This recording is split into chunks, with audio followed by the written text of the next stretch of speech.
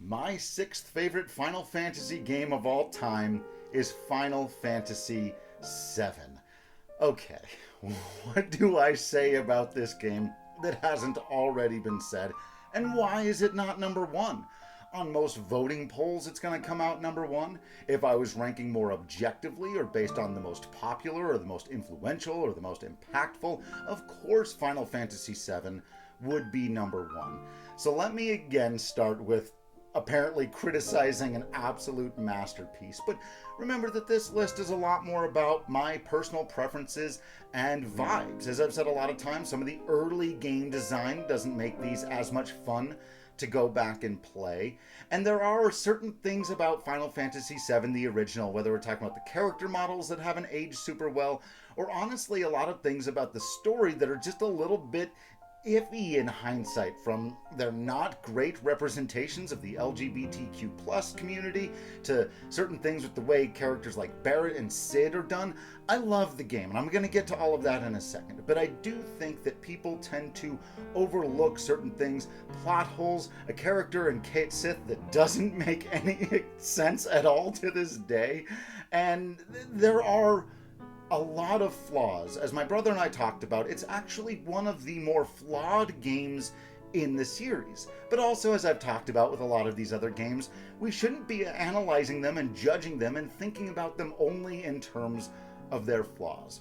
Which is where you have the flip side of Final Fantasy VII, which is that it is probably, almost certainly, the single most ambitious game in the history of the franchise. It went out of its way to try things it had never tried before, and despite the fact that several of them in my mind did not work, the vast majority of them, not only did they work, but they worked to such an extent that it was able to impact my life, impact who I am as a person, be able to see particularly Cloud's journey of self-discovery, self-actualization, of, quite frankly, having to be honest with oneself, that deeply, deeply resonated with me at the time and still does to this day. An incredible cast of characters, the soundtrack, all the Final Fantasy stuff. Look, it is what it is. There's not a whole lot, like I said at the beginning, that I can say about Final Fantasy VII that hasn't been said before. I do think that it's the most important, impactful, and influential game in the franchise. I do think it's maybe the most important story-driven game that has ever been made.